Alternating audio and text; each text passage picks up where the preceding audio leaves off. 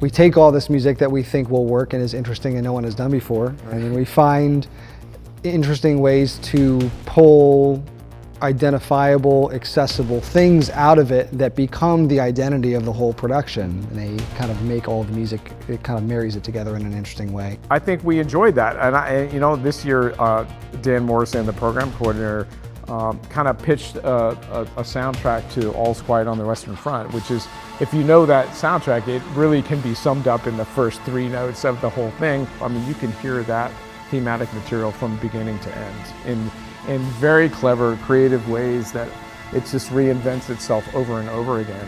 Yeah, that along with the Bayana theme as well. It's sort of this contrasting tune to the All's Quiet on the Western Front tune to begin with, but then the theme itself is contrasting, and the tension that I think that those two ideas create through the entire show is really interesting. One of the other pieces that was in the can was a soundtrack to a movie called Automata, and that was just like, just listening to a soundtrack or seeing that movie and just being struck by the soundtrack. Immediately I thought, oh, this works, definitely works. We're going to use this.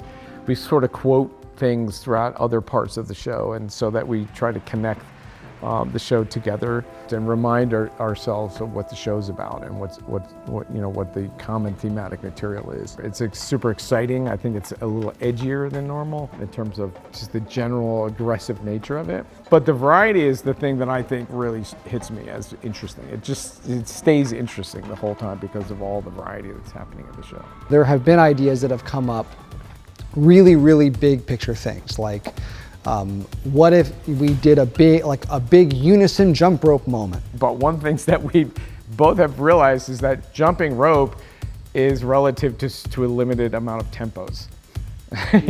So that's kind of where it starts, and that's one of those things that you don't think of when you're just a spectator.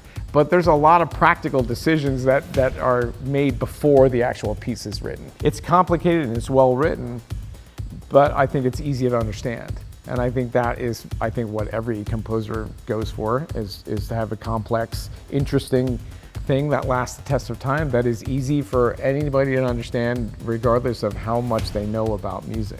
To build a memorable moment is really tricky, and it's that's kind of our goal, is to make sure that like 10 years from now, the show with the jump ropes, you know what I mean? You can say one word and you're immediately transported back to this event. But being in a place like Vanguard, where there is a level of tradition that is unmatched by most,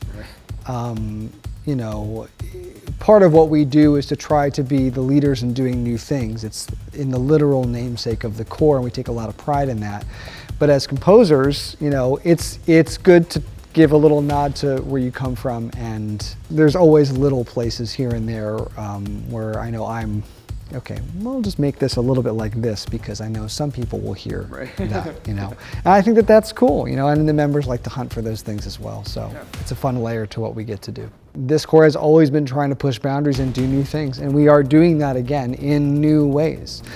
So it will be exciting to see how that comes together, how that evolves. This one's, I think, going to evolve all the way to the very, very end, as most do, but this one definitely will. And the pacing of how one thing moves into the next, and having a seamless flow to that makes the show seem shorter. And when the show seems short, you did a good job. There's always so many great shows, and when they go and they get in their car and they're driving home, I want them humming our show. Which in the show they will. I do. I have to stop myself from singing our show all the time.